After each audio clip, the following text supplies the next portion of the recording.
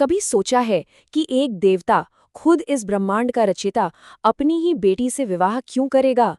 सुनने में थोड़ा चौंकाने वाला लगता है ना? तो आज हम हिंदू पौराणिक कथाओं की एक सबसे जटिल और दिलचस्प कहानी की परतों को खोलने जा रहे हैं। देखिए, ये सिर्फ एक अजीब सवाल नहीं है, बल्कि ये वो सवाल है जो हमें माइथोलॉजी की गहराइयों को समझने में मदद करता है।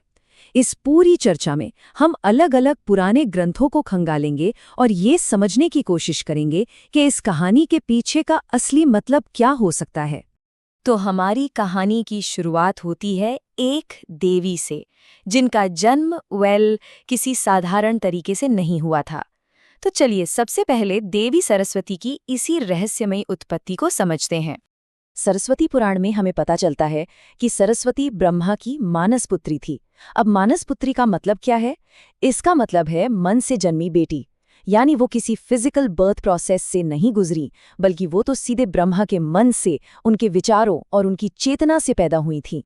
तो सोचिए, देवी सरस्वती सिर्फ ज्ञान और कला की देवी नहीं थीं, वो इतनी ज्यादा खूबसूरत थीं, उनमें एक ऐसा डिवाइन ऑरा था कि उनकी चमक से पूरा स्वर्ग रोशन हो सकता था।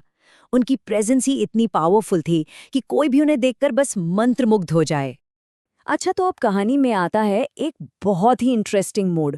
सवाल ये है कि खुद रचयिता यानी ब्रह्मा अपनी ही बनाई इतनी अद्भुत रचना को देखकर क्या करते हैं?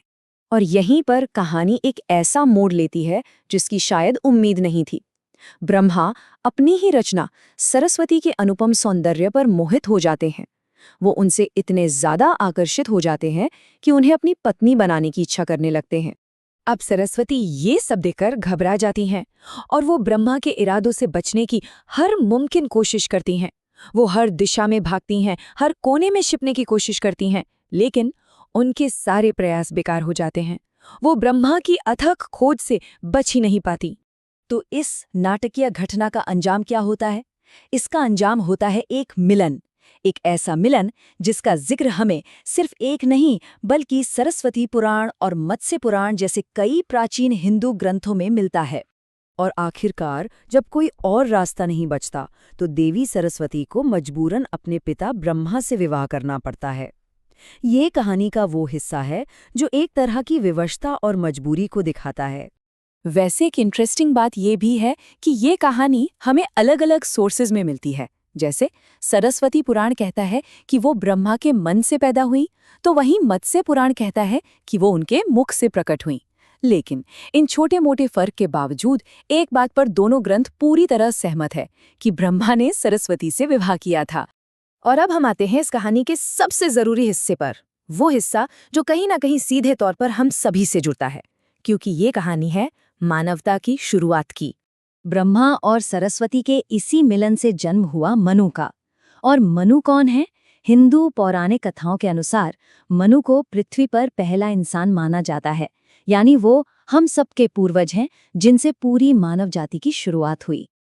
लेकिन मनु सिर्फ पहले मानव ही नहीं थे, उनका योगदान इससे कई ज्यादा बड़ा है। कहा जाता है कि उन्होंने ही वेदों की रचना की, जो हिंदू धर्म के सबसे पवित्र ग्रंथ हैं। इतना ही नहीं, उन्होंने सनातन धर्म की नींव रखी। और तो और ये भी माना जाता है कि सारी मानवीय भाषाओं के निर्माता भी वही थे। तो सोचिए, उनकी विरासत कितनी बड़ी है। हमारी आस्था, हमारी संस्कृति, हमारी भाषा, सब कहीं ना कहीं उनसे जुड़ी हुई है।